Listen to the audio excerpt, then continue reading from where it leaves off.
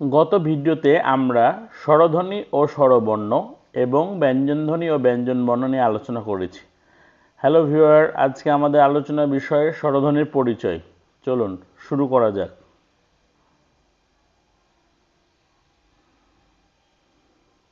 স্বরধ্বনি স্বরবর্ণের উচ্চারিত রূপী স্বরধ্বনি। এই ধ্বনির উচ্চারণে ফুসফুস তাড়িত বাতাস মুখের কোথাও বাধা না পেয়ে সরাসরি বেরিয়ে যায়। স্বরধ্বনিগুলো অন্য কোনো ধ্বনির সাহায্য ছাড়াই উচ্চারণ করা যায়, তবে উচ্চারণের সময় এ ধ্বনির স্বর কখনো হর্ষ কখনো দীর্ঘ হয়। যেসব স্বরবর্ণ উচ্চারণের জন্য সময় কম লাগে সেগুলো হর্ষস্বর, আর যেগুলো উচ্চারণের জন্য সময় বেশি লাগে সেগুলো দীর্ঘস্বর। এখানে বিভিন্ন প্রকার স্বরধ্বনির পরিচয় দেয়া হলো। স্বরধ্বনিমূল ভাওয়েল ফোনেম। অবিভাজ্য স্বরধ্বনি হলো স্বরধ্বনিমূল, অর্থাৎ যে স্বরধ্বনি বিশ্লেষণ করা যায় না বা যে স্বরধ্বনি অন্য কোনো ধ্বনির উপর নির্ভরশীল নয় তাকেই বলে স্বরধ্বনিমূল। বাংলা ভাষায় 7টি স্বরধ্বনিমূল রয়েছে। এগুলো হলো অ, আ, ই, এ, ও, এ। তবে কথা বলার সময় আমরা কেবল 7টি স্বরধ্বনি উচ্চারণ করি না, আরও অনেক স্বরধ্বনি আমাদের উচ্চারণে যোগ হয়, কিন্তু ধ্বনিগুলো 7টি মূল ধ্বনির কোনো না কোনোটির উচ্চারণ বৈচিত্র্য হিসাবে গ্রাহ্য। তাই 7টি স্বরধ্বনি বাংলা ভাষার স্বরধ্বনিমূল বা স্বনিম হিসাবে আখ্যায়িত করা হয়। অনুনাসিক স্বরধ্বনি ন্যাসালাইজড ভাওয়েল। যে স্বরধ্বনি তালুর কোমল অংশের উঁচুও নয় নিচুও নয়, এমন মাঝামাঝি অবস্থানের জন্য নাক ও মুখের মিলিত দোতনা লাভ করে তাকে অনুনাসিক স্বরধ্বনি বলে। এই স্বরধ্বনি উচ্চারণের ক্ষেত্রে চন্দ্রবিন্দুর প্রতীক বা চিহ্নের সাহায্যে অনুনাসিকতা দোতনা সৃষ্টি করে। বাংলা ভাষার 7টি স্বরধ্বনিমূল বা স্বনিমেরই অনুনাসিক রূপ রয়েছে, যেমন অ, আ, ই, উ, এ, ও, এ। তাই অনুনাসিক স্বরধ্বনিগুলো ধ্বনিমূল বলা যায়।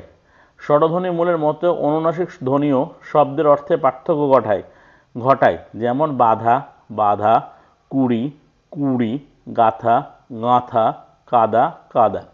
অর্ধ স্বরধ্বনি সেমি ভাওয়েল। অর্ধ স্বরধ্বনি স্বরধ্বনির মতো স্বরিত নয়।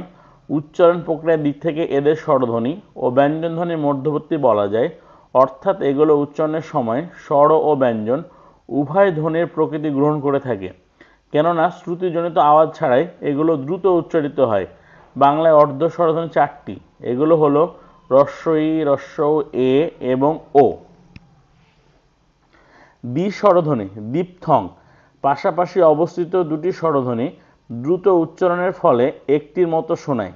দুটি স্বরধ্বনির প্রথমটি পুরো উচ্চারিত হয়, কিন্তু দ্বিতীয়টি হলন্ত অর্থাৎ আধা আধি উচ্চারিত হয়। হলন্ত বা হসন্ত স্বরধ্বনিটি হলো অর্ধ স্বরধ্বনি।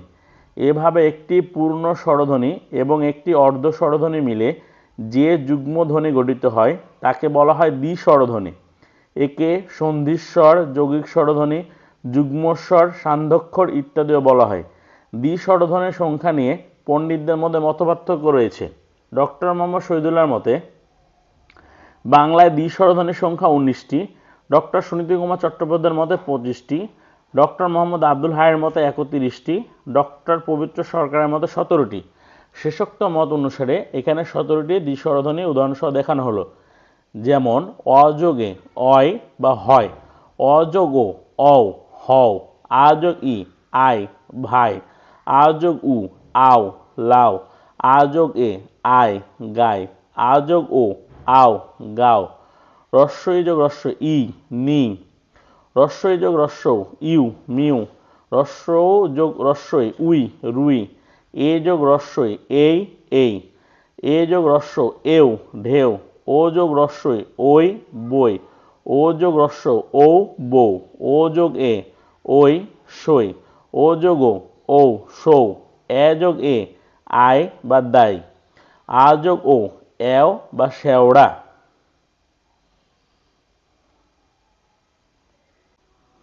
এই ছিল আমাদের আজকের বিষয় স্বরধ্বনির পরিচয়। আশা করি স্বরধ্বনির পরিচয়টি আপনাদের কাছে স্পষ্ট হয়েছে। ভিডিওটি ভালো লাগলে লাইক, শেয়ার ও কমেন্ট করতে ভুলবেন না। চ্যানেলটি সাবস্ক্রাইব করে পাশে থাকুন। আমরা নিয়মিত বাংলা ব্যাকরণের বিভিন্ন বিষয় নিয়ে আলোচনা করব। ধন্যবাদ।